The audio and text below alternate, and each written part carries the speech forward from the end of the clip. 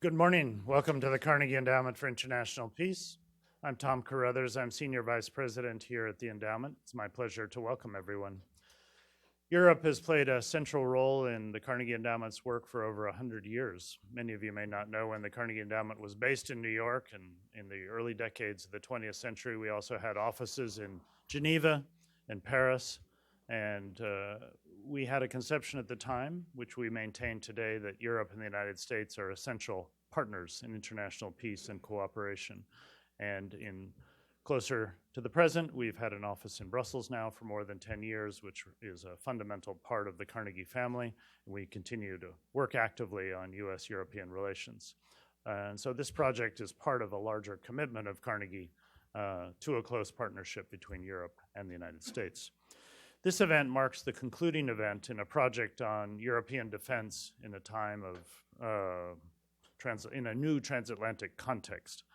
This is a project that's been run simultaneously by our Europe program here, led by Eric Ratberg, who's with us here today, and Carnegie Europe in Brussels by our former director, who was the director last year, Tomáš Valešek, who's not here, but with us in spirit.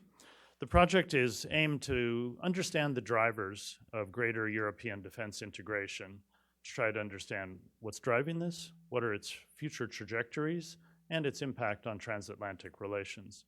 And the aim of the project is to help provide European defense and policy thinkers insights and ideas about this process of defense integration, while also helping people in the United States, particularly here in Washington, understand its implications for transatlantic relations. In a few minutes, you'll hear from a distinguished panel about the role of both the EU and NATO in managing Europe's security challenges. But first, we're going to have an introduction by Ms. Sari Rautio, who is the Director for Security Policy and Crisis Management in the Finnish Ministry of Foreign Affairs. We've been very grateful for the cooperation from the Finnish Ministry of Foreign Affairs, the Finnish government, for this project, as well as the Swedish government, who've helped make this work possible.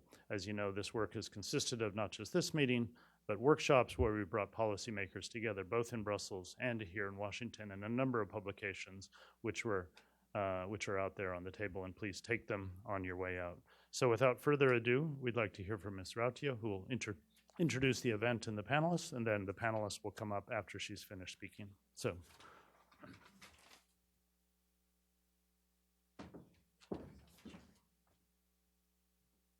Ladies and gentlemen, Excellencies, it's an honor for me to be able to open this event of Carnegie. And of course, I start by thanking Carnegie for really good cooperation during the last year. This project was part of the Finnish EU presidency, and it combined two Finnish presidency priorities. First of all, strengthening EU's security and defense, and second, strengthening cooperation with partners, especially with the US and NATO. These are, of course, our permanent priorities, not only EU presidency priorities, so we will continue pushing for these. Well, a lot has been achieved in EU security and defense cooperation during the last years, and the work continues on developing capabilities, both civilian and military, on developing financing mechanisms, on developing and achieving ambitious commitments, including through the permanent structured cooperation. The title that Carnegie has chosen for this event, European and Transatlantic Security in the 2020s, of course, very well sets the agenda in broad terms for the coming years. Last year, we focused actually within the EU quite a lot on different EU processes, including how third parties, how partners are connected to EU's cooperative and financial mechanisms. And this discussion still continues. Finland was trying to find solutions during our presidency, and Finland will continue to vocally advocate for very tight cooperation with key partners like the US and in the future also, for example, with the UK. But in these transatlantic discussions, we of course need to reflect the change in security policy agenda, the rising issues, or those that are already on the top, are for example, China, how to relate to the new role China is also taking in world politics, the Arctic, how to keep tensions as low as possible while recognizing that tensions are rising, technology and digitalization, how this affects our security, how do we ensure security, how does the public and private sphere interact here. Then I take the hybrid and cyber threats. These continue to flourish. How do we build resilience and deterrence against those? And finally, I also take up climate and security. How do we better understand the interlinkages? How do we mitigate the effects of climate change? And how do we counter climate change because of security concerns and through the acts of security and defense community? All these need to be addressed among the transatlantic friends. And I really trust that this way the partnership deepens further. A very topical issue in this partnership is how to together counter terrorism in the Middle East and in Africa, for example, in Sahel. The Defeating ISIS coalition is an example on how, through a broad range of activities, we can together succeed. And now we are, of course, in the middle of discussions on how we continue the work in Iraq and with Iraq. It's, of course, important for Europe and the US to continue committed to these international efforts, taking into account cross-regional global effects of terrorism. And EU, on its half, needs to avail its crisis management capabilities to the fullest extent possible, including in Libya. Well, the cooperation between EU and NATO continues to be elementary for European and transatlantic security, so we need to deliver on those strands of work that are already ongoing, like the military mobility, which has become a flagship in the EU-NATO cooperation. And at the same time, we need to look ahead and bring new issues within the cooperation framework, like issues of technology and digitalization. Well, big thanks to Carnegie, Eric, Tomas, and others on very fruitful cooperation during the last year. Special thanks for producing concrete recommendations. It's very useful, and we try to follow them. I would just like to highlight two of the recommendations that Carnegie has produced within this with this project. First of all, to the EU, the recommendation is to invest in strategic partnerships. There is an opportunity to strengthen bilateral EU-US security and defense cooperation, especially on issues such as export control, resilience, hybrid warfare, energy security, security in Africa, and military mobility. Very good recommendation. We will follow this. There's a recommendation for the US that says work with the EU to step up defense against non-traditional threats. The US should encourage the EU to focus on elements of defense that NATO does not have the mandate or broad enough a mandate to cover, such as cyber, hybrid, and critical infrastructure protection. Very, very good recommendation, and hope to see results based on this recommendation also. So finally, I just wanted to say that Finland continues to be committed to strengthen the transatlantic cooperation in security and defense. And we are, of course, happy to hear the assessment of the distinguished panelists that will step on the panel on how to take this cooperation forward in 2020. Thank you very much. Yeah.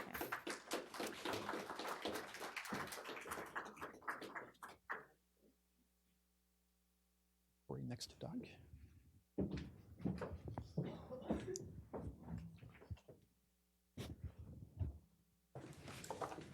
Great. Well, good morning. Thank you so much, Sari, for those terrific opening remarks and for your partnership on this project. I'm Eric Batberg. I'm the director of the Europe program here at Carnegie. I'm delighted to be moderating this conversation, which will really focus on the role of the EU and NATO in managing security challenges in Europe's neighborhood. Obviously, challenges stemming from Russian revanchism on the east, but also instability and fragility in Europe's southern neighborhood in the Middle East and North Africa.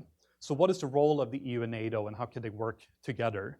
To discuss this, we have a really stellar panel with us this morning. To my left is Lieutenant General Esa Pulkkinen. He is the Director General of the EU Military Staff, where he is responsible for managing the EU's military missions and operations. Prior to that, he was Director General of the Finnish Ministry of Defense. Delighted you can be with us this morning.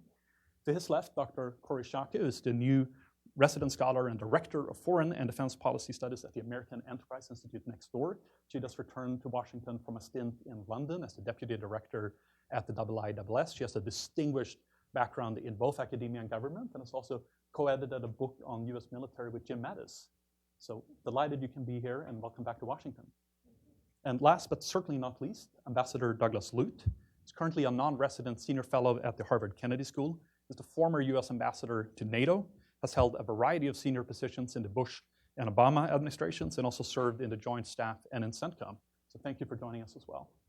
So I want to open this up. I want to turn first to General Pulkkinen. Could you give us a sense of what the thinking is in Europe when it comes to this security environment today in 2020, and as we're looking ahead, and where do you see the role of the EU in particular in addressing some of these challenges?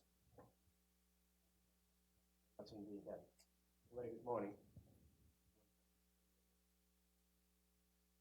Just wonder if this, now it's active. I'm very pleased to be and honored to be here this morning. Actually, I've been here since Monday evening, quite interestingly, with my NATO colleague, Lieutenant General Irman, Director General International Military Staff. It's now the second consecutive time we are here together to address our American friends and trying to convince that we complement each other and on EU NATO in at least at the military field. Certainly interesting week, and this is one of the highlights. I have still one highlight this afternoon. I will address the audience in Georgetown University, which I'm very pleased.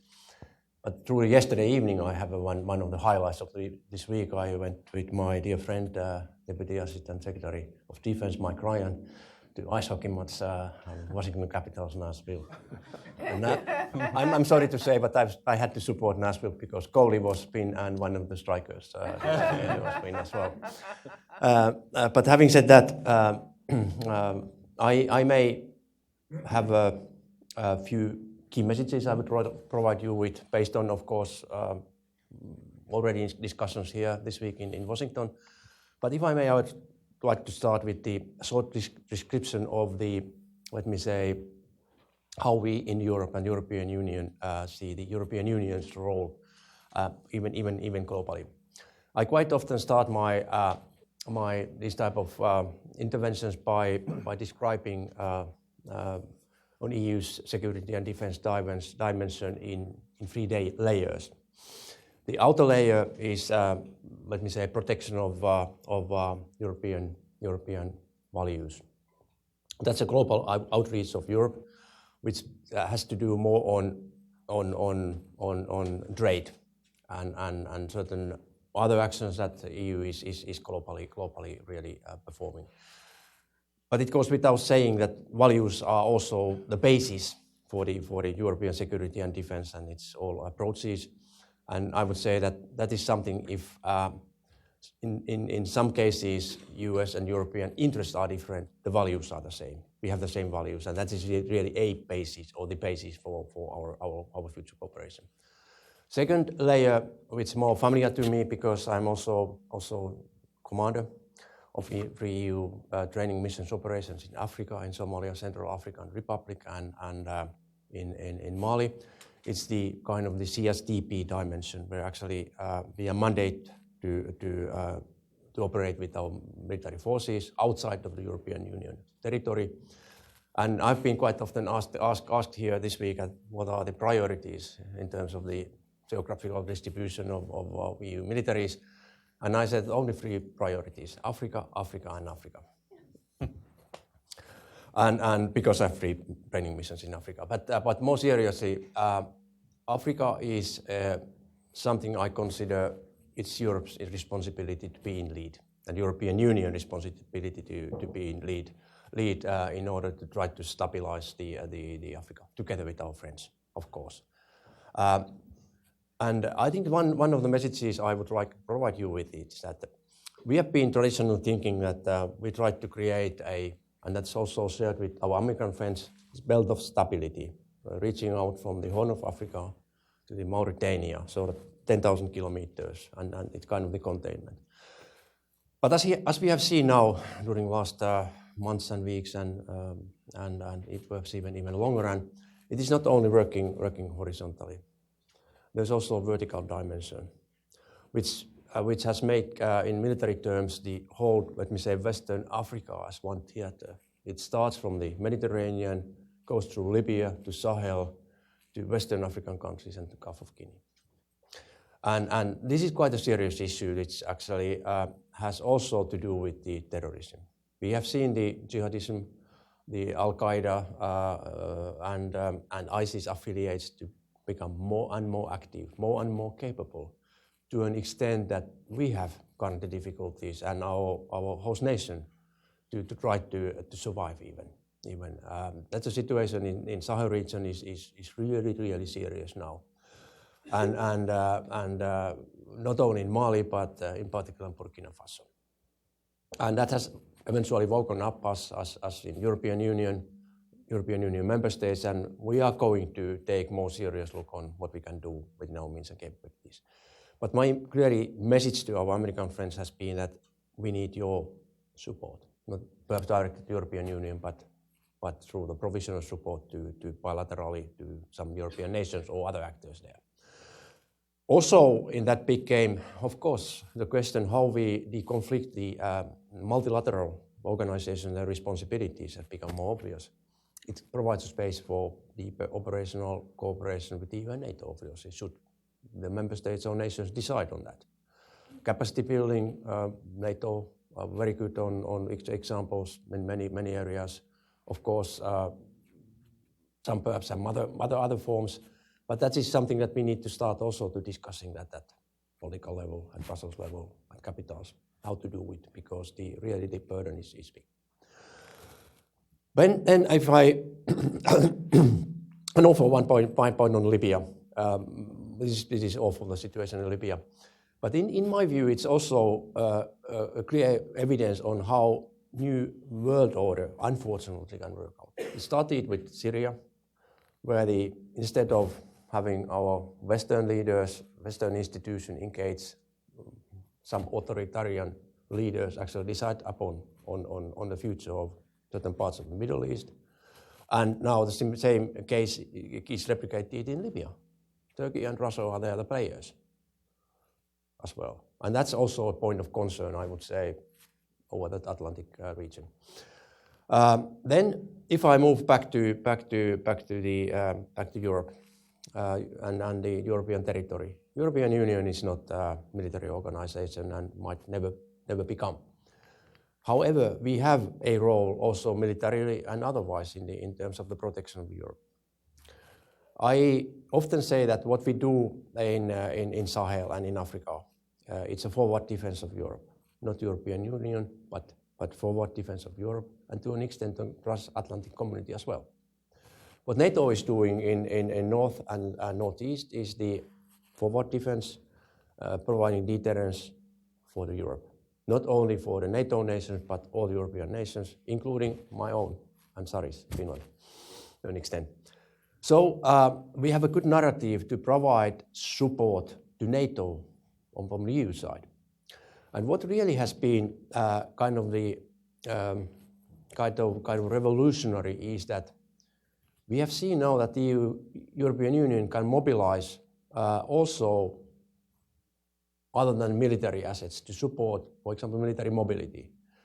So that enabling the NATO and United States to move the troops across Europe. And the military mobility, really where we have a support on all EU elements, including EU's supranational commission. It's really revolutionary, using the European Commission and its money to improve the infrastructure, dual-use infrastructure, also using the military requirements we have developed with our NATO friends. That's really excellent example of how we can work together. There's also ramification to other areas. You may ask questions on that, but certainly something that I'm going to expect that we will have very good tangible results in years to come. On hybrid is something, of course, very close to my heart for many good reasons, because of my nationality. But militarily, we don't have too much to do with that. But needless to remind you that EU has powerful tools to counter hybrid. EU can have economic sanctions that we have imposed the Russians, and really in concrete terms to have an impact on these issues.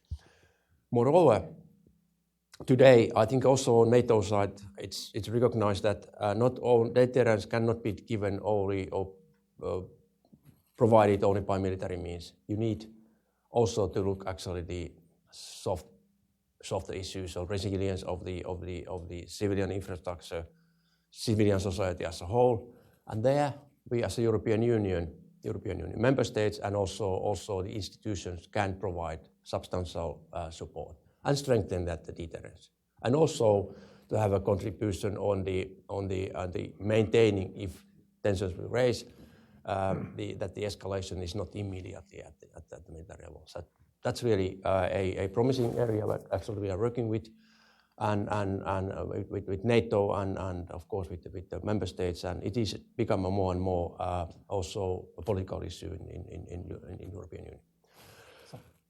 Then finally, the issue that is a little bit more contentious is the issue of the capabilities, military capabilities, and certainly the narrative I have provided with the audience that the fact that we have now the European Commission supporting more on the implementation of the military capabilities, that is kind of the revolutionary and positive. It seems to me it has become a friction point between the United States and Europe, which need to be resolved. Excellent. Well, thank you, General, for unpacking the EU's perspective. Corey, I mean, if the EU's priorities are Africa, Africa, Africa, it seems like the priorities in Washington these days are China, China, China. We've certainly heard from, I think we heard from Secretary Esper earlier this week in his meeting with his French counterpart that the US is intending to withdraw its presence in Africa. We've also seen the US, both under the Obama and the Trump administration, withdraw from the Middle East, Obama from Iraq, Trump withdrawing the US presence in Syria. So what role do you see for NATO in the Middle East, or is this an area that really should be left to the Europeans to handle it? And do you see the Europeans being up for that task if that's the case? So I have a couple of reactions to that. The first is, I don't think it's really true that the EU's top 3 priorities are Africa, and nor should it be, right? The EU's top 3 priorities should be the vitality and the protection of the territory and the people of the European Union, and I know it actually is, and that's a good thing. But I appreciate that our European Union colleagues are trying not to aggravate the stupid, long-standing conversation about NATO versus the EU. Moreover, I think it's incredibly admirable that European Union colleagues are reaching beyond the territory of Europe and understanding that defending our security doesn't just mean defending our borders. I think that's an incredibly enlightened and important way to approach the problem. I hate the burden sharing discussion, both because it's always true that Europeans should be doing more for their own security and more for transatlantic security, but I also think it's the wrong question. The right way the question should be posed to the United States is, has any great power ever had this much voluntary assistance by other independent countries? And I think the answer is no, and that goes to the General's point about values. We do actually care about each other in a way we don't care about others, because our societies are deeply enmeshed together, because we think the same way, that people have rights and they loan them in limited ways to governments. That's the foundation of our cooperation. And so as much as we always bicker, there's a reason that these relationships are much deeper and more enduring than other relationships.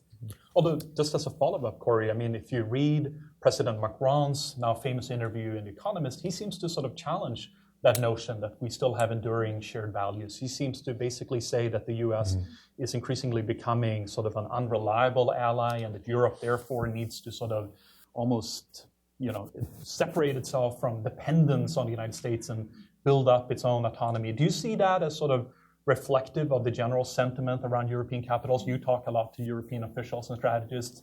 Are they more on the side of maintaining the transatlantic relationship? He wouldn't be the first French president to sense the grandeur of France's mission in a separatist way. But I also don't think even most French people agree with that attitude, which is that the depth of Franco-American cooperation, both in NATO and bilaterally, as operations in the Sahel show, belies that notion. Moreover, it's a good thing for the French and for other American allies to move towards autonomy. The fact that we have the ability to fight independently doesn't mean we should or we will.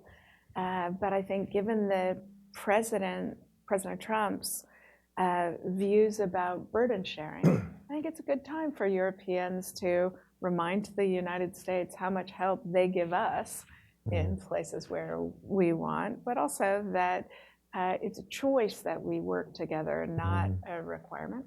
The one other thing I would say about the burden sharing issue is that, we've been having this conversation forever. I mean, Dwight Eisenhower thought the deployment of American troops to Europe was a temporary measure until European economies recovered. So he'd be shocked to see that American troops are still in Europe. I don't think he'd disapprove because the circumstances are so different, but he'd be shocked. And part of the invidious effect of the constant back and forth about burden sharing is that Europeans have convinced themselves that they, for example, can't deter or fight Russia without the United States. And that's flat untrue, right? If the European Union had to fight Russia outside of NATO, they'd still win that war. But Europeans don't think of themselves. May I have that written? Europeans don't think of themselves nearly as strong and vibrant and powerful as they actually are. And we as friends and allies of Europe ought to be reminding Europeans how strong they are, not constantly telling them how weak they are, because it's not in their interests and it's actually not in our interests either. Interesting. Ambassador Lute, I mean, we've talked a lot about the EU so far, but what about NATO? How would you characterize the state of the alliance today? I mean, on the one hand, we saw that playing out in the recent London summit. There are a lot of political divisions, not only between Trump and Europeans, but also with Turkey, another major NATO ally. At the same time, it seems like on the sort of military level, the alliance is quite active. I think just now we're having the Defender exercise taking place, the biggest deployment of US ground troops in Europe in 25 years. So is it perhaps the case that NATO as a military alliance is in better shape than NATO as a political alliance? So first of all, I think the question itself is important because it emphasizes both dimensions of NATO, both the military dimension and the political dimension. And NATO's always been, from the outset, both. And just to spin off of the general's comments, the second sentence of the Washington Treaty, which established NATO, lays out the three core values of the alliance, which are the same three core values as the European Union Treaty. So democracy, individual liberty, and rule of law. So both of these pillars of transatlantic relations are founded on exactly the same values. And I think despite the drama over the 70 years of NATO history, those three values have served as the glue that have glued us together and have reminded us, as Corey said, that there are bigger issues here. There are bigger things that we should remember. So more specifically to your question, militarily, I think the alliance is doing quite well. I'm an old military guy. I think really responding to the inflection point of 2014, and now looking we're almost now exactly 6 years after the Crimea seizure, the destabilizing of the Donbass. This summer will be the 6th anniversary of al-Baghdadi going to the mosque in Mosul and declaring the Islamic State, the downing of the airliner over Ukraine. All of that happened in the first 6 months of 2014. And since that period, I think NATO has been quite responsive militarily. And it has refreshed what NATO headquarters calls the spectrum of deterrence, right? And this is a spectrum, imagine in your mind's eye, that runs from nuclear deterrence, which NATO is still a nuclear alliance, and we know how to do nuclear deterrence, right?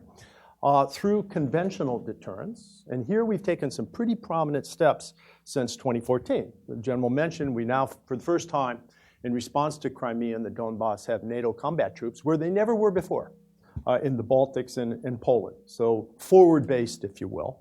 And those forward-based, rather modest troops, I mean, these are battalion-sized, reinforced battalion-sized formations in the 3 Baltic states, in each of the 3 Baltic states, right?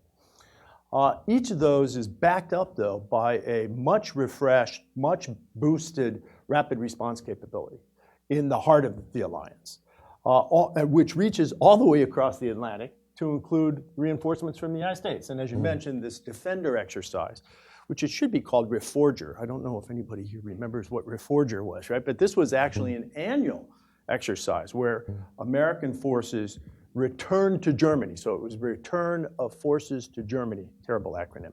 But it persisted for about 30 years, right?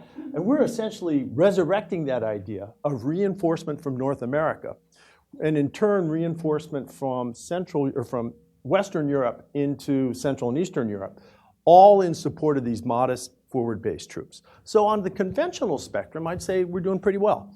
The real challenge here was brought up in opening remarks and again by the General, and that's in the third part of the spectrum. And that's in this hybrid warfare portion, where I think both NATO member countries and EU member states are vulnerable. I mean, for the Americans in the room, we should consider ourselves vulnerable. Our elections were interfered with in 2016 by an outside power. That's a form of hybrid warfare, okay? And of course, for the Europeans in the room, this is nothing new. This has happened time and again.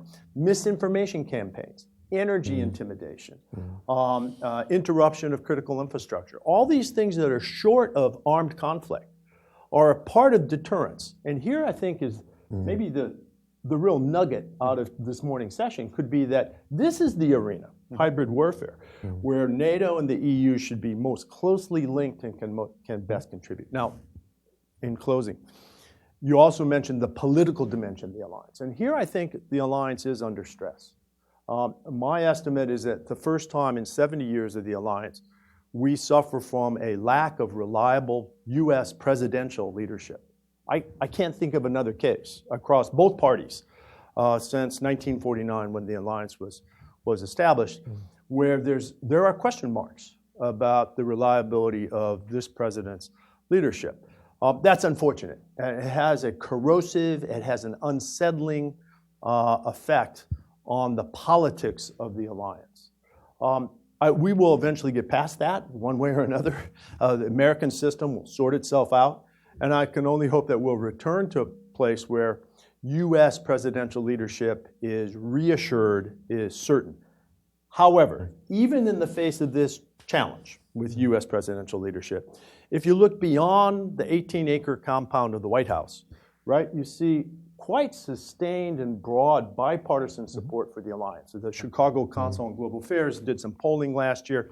75% of Americans feel that the current US level of support to NATO, they support that or an increase in US support to NATO. That's 75% of the American public. And then you can look in the Congress where, again, you have almost unanimous strong bipartisan support for the alliance, prominently illustrated by the invitation for Jens Stoltenberg last April on the 70th anniversary to address a joint session. It's the first time ever that an international figure like the Secretary General of NATO, was invited to address the joint session of Congress. So there are problems, there are challenges. I don't think they will be enduring, but the political challenges right now are really a rough point for the alliance. Excellent. Let me ask you, General Pulkkinen, as a follow-up. I mean, can you tell us a bit more about, on this issue of addressing hybrid warfare, what is the EU actually doing, and how is the EU working with NATO on hybrid issues on the East? And then secondly, picking up on your comment about EU increasing its role or wanting to increase its role in Africa, could you give us some specifics? I mean, there's been talk in Brussels about the EU doing more in Libya. Would this be in the form of a naval campaign or an aerial campaign to enforce some type of peace agreement on the ground? There's also been talk about the Sahel and Burkina Faso. What capabilities and capacities does the EU bring to the table in concrete terms when it comes to the southern neighborhoods? So hybrid and cybrid and southern. Yeah, thank you. Thank you for the encouragement on EU's capabilities. I'm very proud of what you said. But certainly, if I may just prior to going that, I think that of course the protection of Europe is our role, but we need to do it outside of the European borders, and that is one of the reasons why we also feel important to contribute to security of the European continent, because the protection of European citizens. Certainly on. If I may start on the Africa and Libya, we don't have too much tools available in current situation, but really resumption of the reestablishment of the Operation Sophia with the naval capabilities is one of perhaps concrete steps we can do. Showing EU's flag in future in Mediterranean. Unfortunately, we have not been without. We have a naval operation, an admiral commanding fleet without any vessels, contributing, of course, to the arms embargo. What goes beyond that, I don't have a crystal ball. But in Sahel, certainly, currently there's a revision of the review of the new training mission mandate ongoing. It's not a review only a training mission per se, but it's also about the significantly increase the EU's, let me say, footprint militarily and politically across the 5 Sahel countries. Also including bilateral support to Burkina Faso and Niger. Pseudo member states all now agree, but that's really a very ambitious plan. That may imply significant increase. Well, significant, can't define what the significant is, but the increase our military footprint on EU side as well. I mean, but training advice with the non-executive mandate, that coincide with also with the increase of the kinetic capabilities under the French umbrella. So we are working very much together. So that it will be the way actually we in the near future try to contribute. And there, of course, I would say we need US support as well. Then secondly, the hybrid. We have been working with the hybrid for years already. It's about the training and exercises that's very important. We have the parallel coordinated exercises with NATO and address that hybrid issue. It's part of that deterrence as well. It goes for of course, using the Center of the Hybrid Center of Excellence of Hybrid in Helsinki, which I'm very happy that my own country eventually managed to establish that. That has become more and more important tool, and politically, but also in practical terms, to really be a kind of the hub of the expertise what the hybrid is. Then we have actually with NATO exchange of the information. We have a hybrid fusion cell in my intelligence, civilian intelligence structure that working very well with NATO exchange of the information, etc., etc. We have number of areas that is not yet fully explored that may engage or make that explored, but not make that in action in terms of the Commission actions to support the civilian side, the resilience of the member states. There are, of course, sensitivities related to sovereignty of the individual nation member states. But these are just an examples of the way how we can go further. There are a number of items. I think that there are, I don't know how many items. Anders, you may recall better in the Warsaw Declaration that are 20 common actions according to Warsaw Declaration. We can work together. Excellent. Corey, I mean, we've talked so far, France was brought up, but there's two other countries that I think would be worth highlighting, Germany and the UK. I mean, the UK now leaving the European Union, do you see them playing now a bigger role in NATO perhaps to make up for that? And where's Germany? I mean, you know, is Germany still reluctant to take on this type of military operations that the general are describing?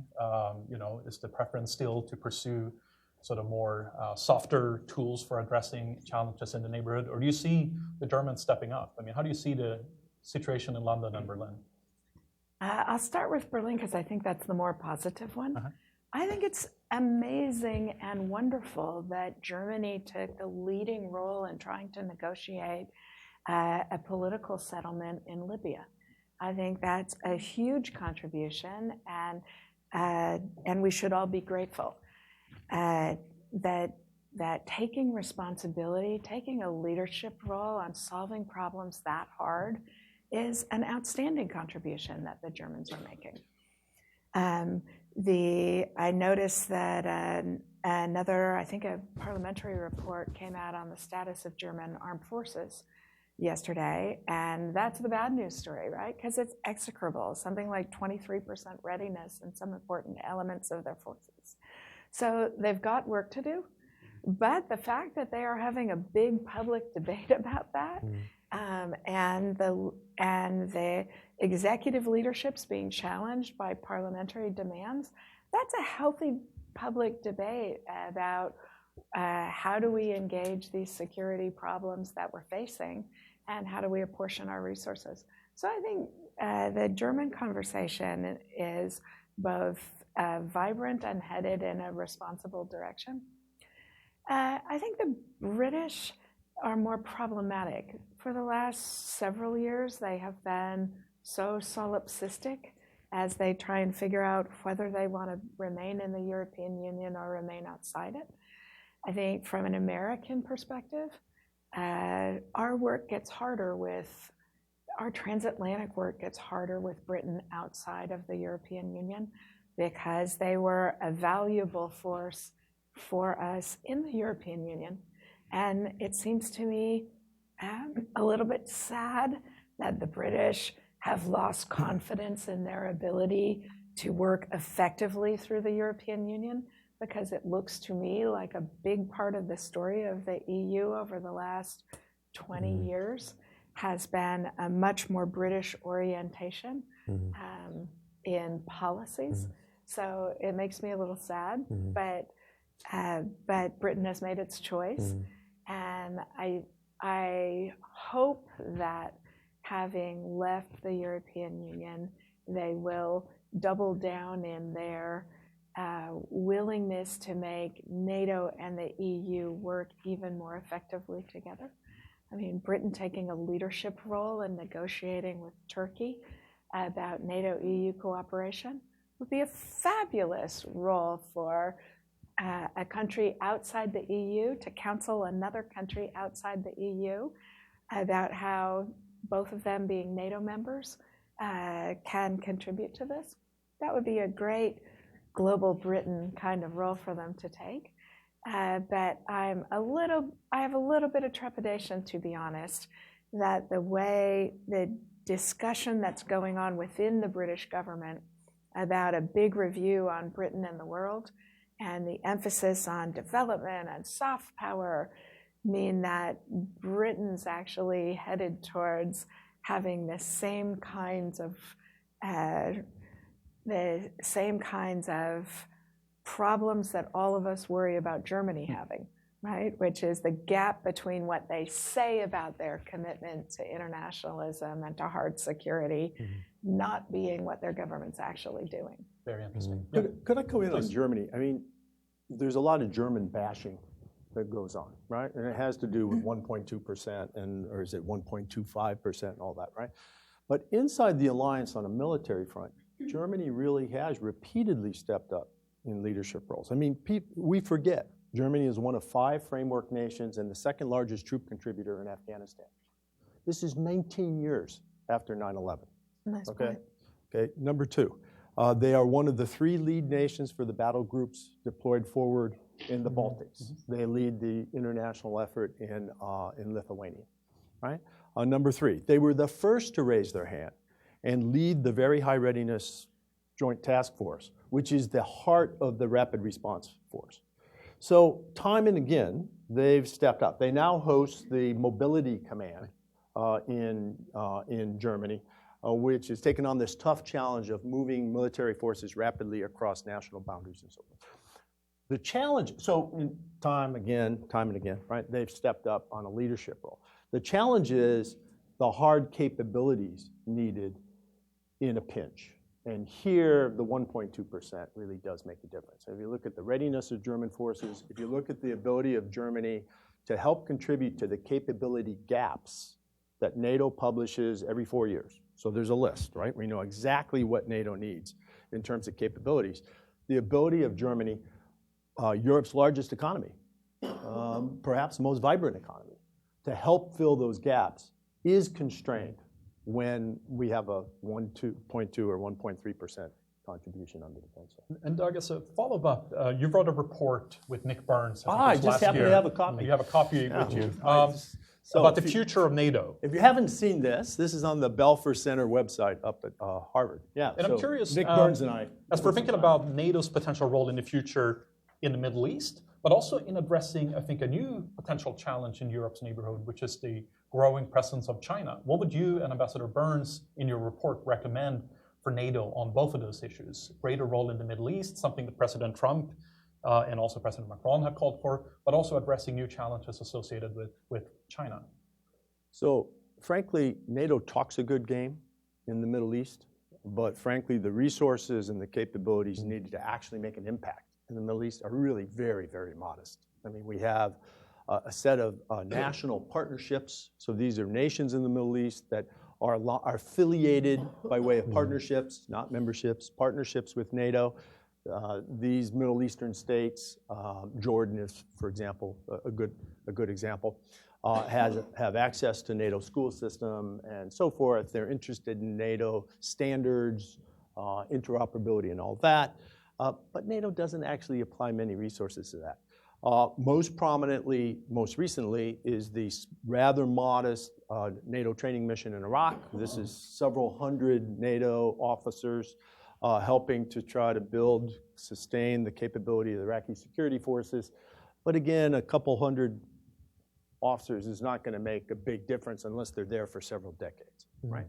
So as important as the Middle East is to European security, NATO's frankly, I think, underperforming in terms of its potential in the Middle East. China, however, is interesting. NATO does not view China as an emerging military threat. So we don't imagine, patrolling the South China Sea or something with NATO frigates. But China's influence does extend on the commercial front. So the Greek port of Piraeus, for example, today is owned by the Chinese. So this is a deep water port, significant to NATO on the Mediterranean. And Chinese commercial influence is infiltrating alliance commercial infrastructure, transportation infrastructure, most recently telecommunications infrastructure. This is the whole 5G mobile communications debate.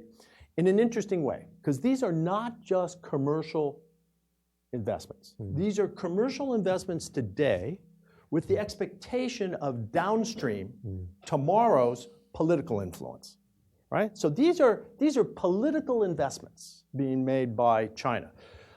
If you look at the path of the Belt and Road Initiative, right, and you literally plot the infrastructure that's being built, you might ask, well, what is the destination of these belts and these roads and these seas? It's the European market. What China is after is the 500 million people and the quarter of the world's GDP represented by the European Union. So the European Union and our European NATO allies need to wake up to the commercial and political challenges that are really the front and centerpiece of Chinese influence. And the good news here is that for the first time in NATO's history, here in Washington on the 70th anniversary foreign ministers meeting, so this was April 19, right? For the first time on the agenda of the NATO meeting was China, which is really interesting. And then again at the leaders meeting in December in London, there was a session on China. So in a way, and curiously, this is one of the challenges that Nick and I highlight. We don't take credit for these meetings. But we think this is one of the emerging challenges that NATO needs to wake up to. And just quickly back to hybrid warfare. Look, if you want a tool that would be a very, very helpful in hybrid warfare, you would control the 5G mass communications networks in Europe, right? So what's the means of disinformation campaigns? Well, 5G would be very helpful. If you wanted to influence things like electoral politics and so forth, if you wanted to have a vote on critical infrastructure security, you would aim to control the 5G networks of the future in Europe. Now, I'm not suggesting that that's the immediate goal of Chinese commercial infiltration, but it's a very important security aspect that we ought to take in mind, because ultimately, I think that's a real vulnerability. Excellent. Just a very quick comment what the ambassador has said. I think Europe has woken up on that particular risk and threat coming from the China's investment on critical infrastructure, et cetera, But same is taking place in Africa to a great extent. Right, that's true. Precisely the same. They built the roads, they built the harbors, and in order to increase the influence and gradually take over. There, I think they're after more of the raw materials and so forth, Yeah. right? I mean, the potential for resources that China needs. But I think it's the marketplace of Europe, which is the big attraction. And by the way, it's not only China that's increasing in Africa. Russia is increasing in Africa. Russia is active in places like the Central African Republic and recently with its military intervention in Libya. So in some ways, similar to what we saw maybe in Syria, it's really the coming together of Europe's eastern and southern neighborhood, with Russia playing a role increasingly also in the Mediterranean. That's absolutely true. That I'm expecting them to become more active also in Sahel. Yeah. They actually fill the vacuum, and their way of, let me say, I call it Kalashnikov diplomacy, is very appealing for the local governments, and they are spoiling. I mean, But look, the difference here is that China is ascendant and Russia is descendant. Okay, so we have a power that's increasing, that's on the rise, and you have Russia fundamentally that's playing well, a bad hand, a weak hand, right? So I'm not as worried about Russian interference because I don't think it has the staying power of Chinese interference. No, they don't have a serious interest there. So they have the Wagner Group. Yeah. Okay, they can send the Wagner Group to Syria. Great. Then they can send the Wagner Group or elements of the Wagner Group to Libya, and they can create havoc, and they can put their thumb on the scale in the form of this warlord or that warlord, but they're not really going to weigh the difference, in my view. China, They on made the the other hand, is difference playing in a Syria. They're making some difference in Syria. And if you're looking to destabilize Europe, triggering migration flows and other things that undermines Fair enough. political stability in Europe might be one way of going I about mean, it. this way, the migration flows out of Syria, right? And the migration flows across the central Mediterranean coming out of Libya. There's kind of some commonality there that we should be paying attention to. Right. Excellent. Why don't we go ahead and open this up? I think we covered a lot of ground already, but let's take some questions and answers. Please identify yourself, name and affiliation, and let's start down here with Cornelia. The microphone coming. Cornelia Dianavaju, I'm a DAD postdoctoral fellow here at Johns Hopkins University at SAIS. And my question is indeed on Brexit and the impact which the withdrawal of the UK will have, particularly on the London, Paris, Berlin triangle. How would you think the French and German partnership will adapt to this, given their variation in major EU dossiers like enlargement, Russia? how do you expect them to adapt, particularly on the transatlantic dimension? And the second question is also in relation to adaptation, on NATO adaptation, because I'm doing research on this, and I recently completed a field research across Europe. And one interesting thing which one of my interview partners, it was an ex-high-level NATO official, told me in relation to NATO adaptation, was that in his perception, one dimension, how we can perceive this process of NATO adaptation is NATO transforming from a leading nation, from a leading organization, if we think of its role in Afghanistan or other mission, to a supporting organization, if we think of its new role in hybrid threats and soft means to tackle new threats. So how would you comment on this, and how do you think this will impact future EU-NATO relations and the transatlantic cooperation? Thank you so much. Let's take the question from the gentleman next to you as well. Hi, thanks very much. Andrew Hyde. Last year I was a deputy civilian in Kabul for NATO, and I want to echo what Ambassador Lutz said about the German role there. I think that was really vital, and it was very impressive to see.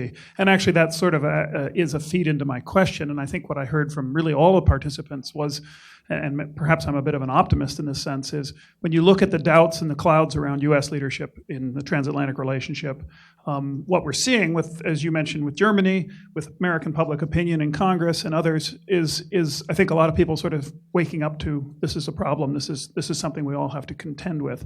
So I guess I would argue, while this is not the path I would prefer, do we see coming out of this sort of leadership question on the part of the U.S., do we see a sturdier, more resilient NATO emerging? And are there some positive signs as a result of that? Okay, so we have a couple of great questions. Why don't we turn back to the panel? Maybe Corey, want to go first? Feel free to pick and choose. Sure. So the British provide an enormously important military contribution in NATO, and the EU will miss what Britain provides to the European Union's military capability. So there are big incentives for continued deeper cooperation between NATO and the EU in order to capture British military capabilities. That said, I think that's actually going to be pretty hard, in part because the British are going to spend another year figuring out what they want their role in the world to be. Meanwhile, everybody else is moving on. People have other stuff to do. And what I think I perceive among Europeans and also among my fellow Americans is we're bored with the question of Britain's relationship to Europe. And we would like them to actually either figure it out or stop talking about it. I think from an American perspective, Britain was always a very useful, sensible counterbalance to either the grandiosity of French policy or the timidity of German policy. And so whether removing Britain from the equation makes it easier for France and Germany to cooperate and for the EU to have a different kind of role than it has had, I think is an open question. But I'm grateful to Doug for adding all of the practical, concrete ways in which we need to remember Germany is contributing and not tar them with the brush of 1970s Germany, because the conversation is actually a lot more interesting and a lot more dynamic. On American unreliability, I share Doug's view that President Trump's a gigantic wrecking ball for America's relations with others, but he's actually not the first American president that raised questions about the reliability of the United States as an ally. And even America's closest friends ought always to have a rich appreciation that America's a difficult ally, and persuading my mom that now's the time to risk her children and grandchildren on Europe's problems is always a hard sell.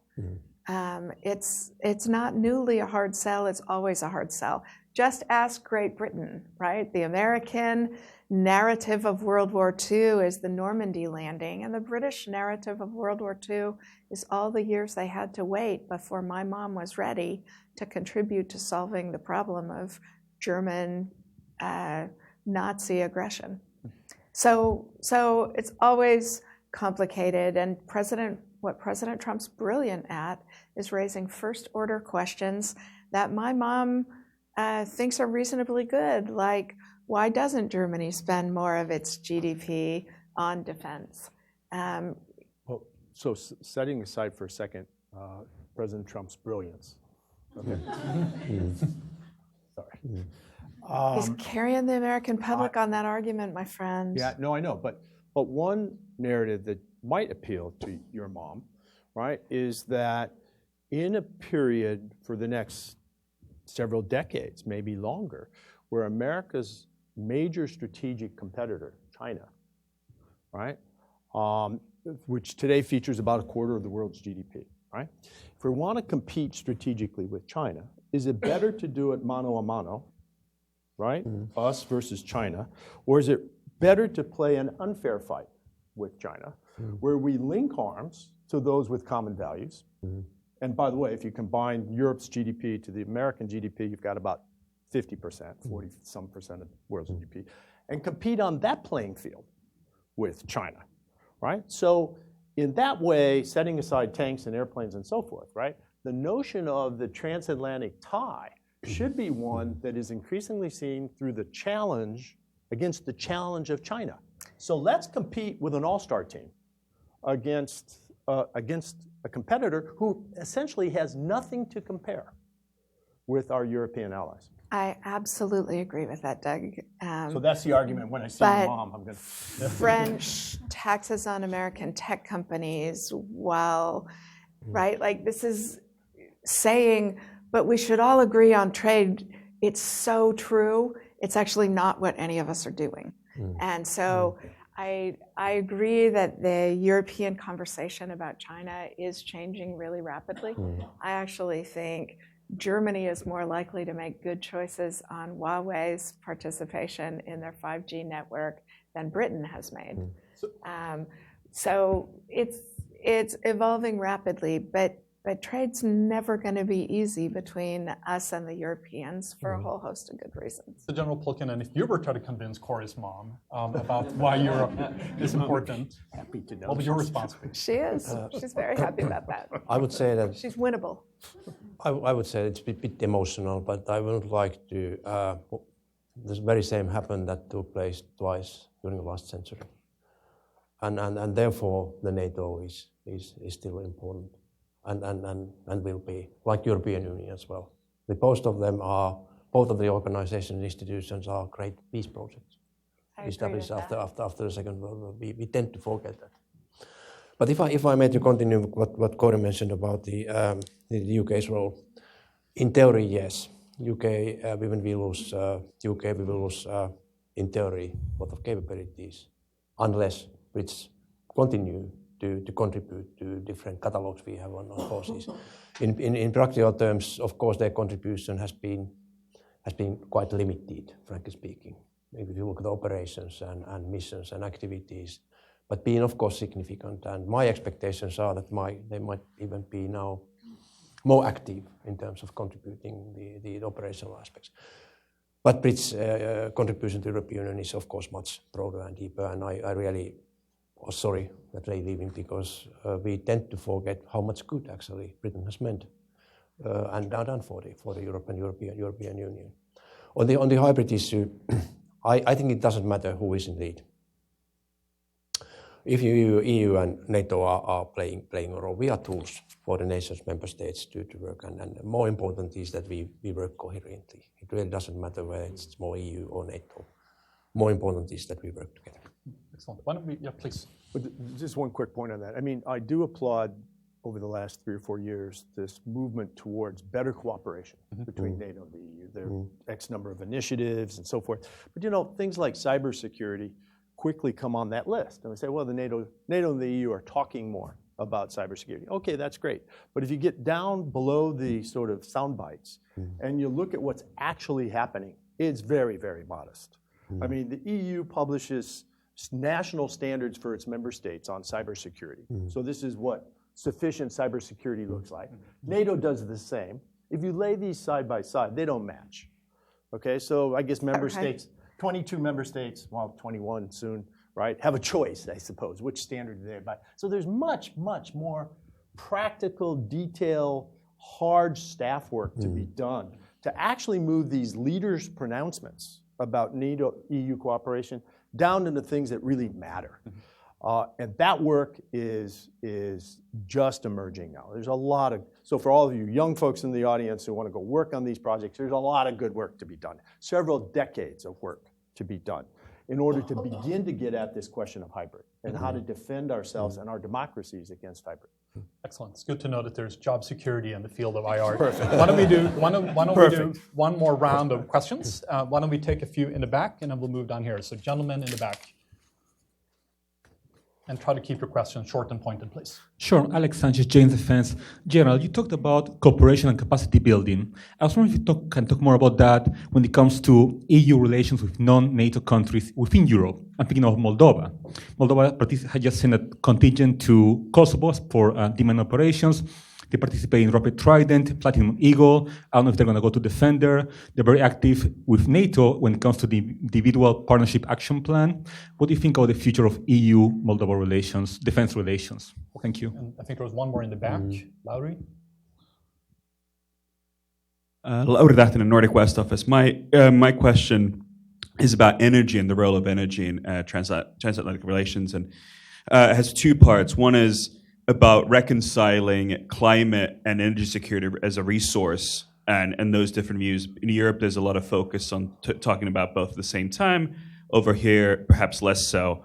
And then really about the divisions within Europe on how energy binds Europe to Russia.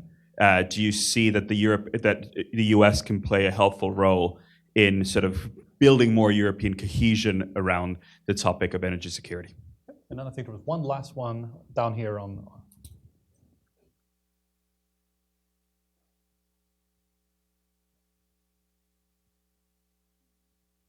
Hi, Aaron Derner of the Association for Diplomatic Studies and Training. Ambassador Lute has already brought up a lot of concerns that the leadership in the United States has posed to NATO. And I was wondering if, as political trends in Europe continue to erode political support away from the center and more towards increasingly insular political trends on both the left and the right, is there a worry that you're going to see those same sort of domestic leadership challenges, particularly pertaining to operations in Africa, which many domestic Europeans might think, maybe that's not our concern? Okay, excellent. So why don't we turn it back to the panel, and also feel free to make any final concluding remarks. Maybe we'll turn to Ambassador Lute first. So on that, we've heard on energy security, we've heard on this issue of sort of populism and insular politics, as well as Europe's role in its wider neighborhood, Moldova, maybe Ukraine, Georgia as well. So on energy, I think it's increasingly important in a period where we frequently talk about hybrid tactics or hybrid warfare to appreciate the energy dimension of security. So this is not only protection of national critical infrastructure, but also diversification of energy sources and so forth. And I think one dimension of transatlantic ties that could be much broadened, and it could have a good effect on trade relations as well, right? Is this notion of energy diversification, moving to liquefied natural gas from the United States. You see some of this. There are now LNG ports in the Baltics. I think Portugal has opened one recently, and so forth, which gives Europe a choice and a more diverse marketplace than simply relying on the East. And I think that makes sense. It's a very difficult argument here in America to argue that things like Nord Stream are a good idea. So let me get this straight. We're deploying 25,000 American troops on exercise right now to deter Russia, but we're going to double the capacity to import Russian natural gas into Western Europe. I'm sorry, that's another conversation to have with Corey's mom. It just doesn't make sense, right? So these are things that's a dimension that we should take on. I agree with that. Look, on this question of populism or insular politics on the left or the right, this goes back to values. And when we drift from our values, we get some political outcomes, like political outcomes, the rising authoritarianism in Turkey, a NATO member state. Turkey signed the Washington Treaty, okay? Authoritarianism in Hungary. Hungary is a NATO state. It signed the Washington Treaty with those core values. Elements of Polish politics today that are an obvious drift away from democracy, individual liberty, and rule of law. As Americans, I think we have to take a hard look at ourselves with regard to those three values, right? And the more we adhere to those values and remind ourselves of those values and bind ourselves to others who have those values, the stronger we are domestically. But look, politics are going to take their waxes and wanes, right? They're going to take their ups and downs. But I think it's really fundamental that we remind ourselves of those values. And there's some serious drift away from core values today inside NATO. And I believe NATO needs to find a way to address those drifts. So I agree with Doug's point about energy diversification. I think I give Europeans a higher grade than he does, though. The EU's genuine superpower, if the EU were a Marvel Comics hero, its genuine superpower would be regulatory tools and the rule of law. And so I think a better solution for all of us than excluding China or Russia from economic involvement with us is to force them to play by the rules. And the EU is an actual Marvel Comics superpower in regulatory and legal issues, and it ought to celebrate and lead with that, because that's how you tame Gazprom, not by preventing them from being a provider of energy when Europe needs energy. On the populism issue, I have a slightly different answer than Doug, which is that I think it's a pretty natural phenomenon in a time of such technological and therefore economic and therefore political upheaval, that people are unmoored by the pace of change that we are all experiencing. And so values are how we ground ourselves, but we ought not to be quite so worried that free societies lack the tools to recenter ourselves, because at least what American politics look like to me at the moment is everybody understands that President Trump found a way to reach past tiresome elites like me and talk straight to my mom. But my mom also doesn't very much like his answers to stuff. And so everybody's turning keys in the lock to figure out, how do we have authenticity in talking about these issues? How do we get first order solutions? We're going to find an answer to this. So is France, so is Britain, so is Italy. But it's messy, it's loud, it's unpleasant, and welcome to the free world. But I distinguish, Corey, between populism, which you can argue comes and goes, right? I mean, certainly in American history, we've seen these trends, right? And the drift towards authoritarianism, right? Which is fundamentally anti-democratic and so forth. Excellent. So that's a distinction. That's an important distinction.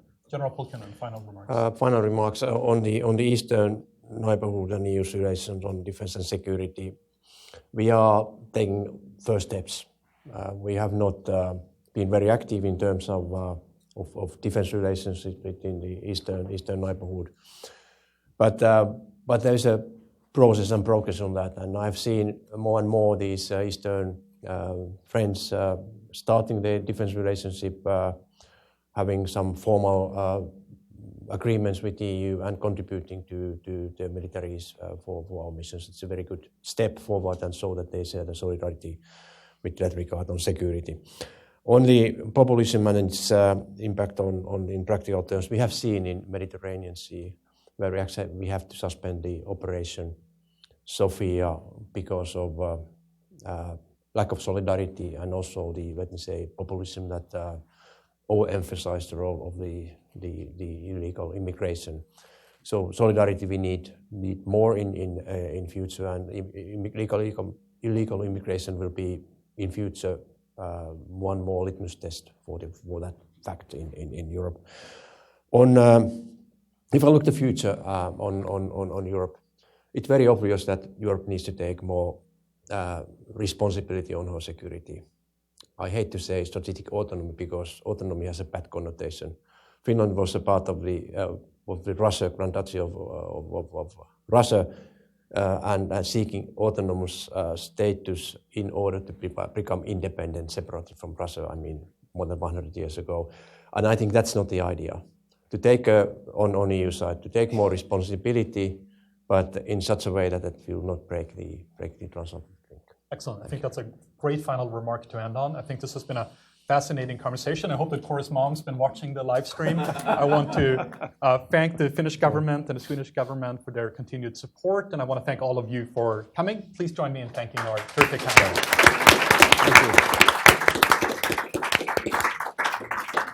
Thank you for your good work for us all. Thank you.